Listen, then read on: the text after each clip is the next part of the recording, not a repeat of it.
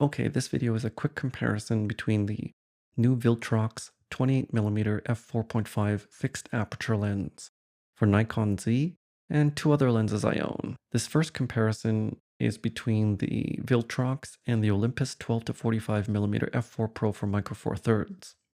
A little bit of a weird comparison, but I put these two lenses at the same distance and I used 14mm on the Micro Four Thirds camera to approximate the 28mm field of view of the 28mm lens on full frame, which is on the left. It's a bit of an unfair test. The Viltrox has a huge advantage because it's projecting an image with a 28mm lens on a sensor that has pixels twice as large, pretty much, as the pixels on the Micro Four Thirds camera on the right. But nevertheless, it's an interesting comparison to kind of show you how the Viltrox performs.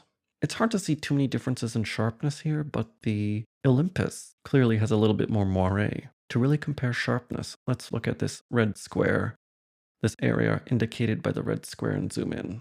Okay, so here's the very, very tight crop of both lenses. To me, in some areas like this diamond area, the Olympus looks a little more clear and more well-defined, although there is a little more moire here, and so the detail is obliterated, whereas it's more visible in the Viltrox.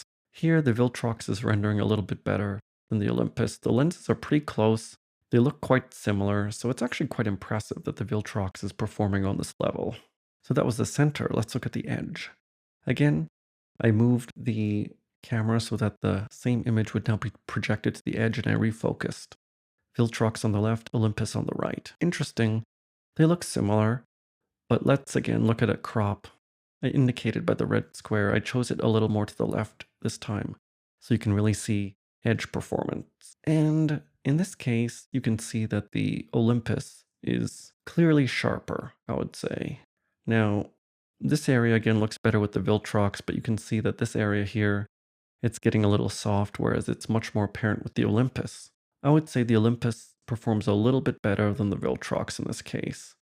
But then again, I see this corner and there's some detail here with the Viltrox and a little less with the Olympus. Again, kind of hard to tell, so pretty good performance by the Viltrox actually. It's quite impressive. Now, let's check out a comparison with the Nikon 50mm f1.4Z. This time I took a picture with the Viltrox in the center and the edge, and then I took a picture with the Nikon 50mm but moved back, again to match the field of view of the Viltrox.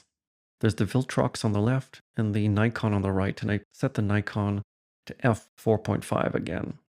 So matching apertures, but changing the distance, the subject distance, to match the field of view. Okay, so again, both lenses look pretty good. We're going to zoom into this little crop, and a very interesting story. Although the Viltrox had a little bit less moire than the Olympus, now that we are shooting with the Nikon 50mm on the same camera, you see that the Nikon is clearly rendering better there. And the Nikon looks overall sharper. It's not a lot, but it does look to me like the Nikon is overall sharper than the Viltrox. Kind of interesting. I also noticed that it's not totally clear, right? There's some interesting effect here where the lines are represented by sort of pixelated squares, I guess. I mean, I guess this is such a tight crop that you're going to see some of these artifacts, and these lenses render these lines differently, slightly differently, but it does overall look like the Nikon is a little bit sharper. Now let's look at edge performance. All right, this is, again, a picture of the edge, and I refocused to eliminate field curvature. Let's look at this crop from the red square. All right, so the Viltrox on the left, Nikon on the right. And now you can clearly see that the Nikon is outperforming the Viltrox. The image of the Nikon is more contrasty and looks more sharp.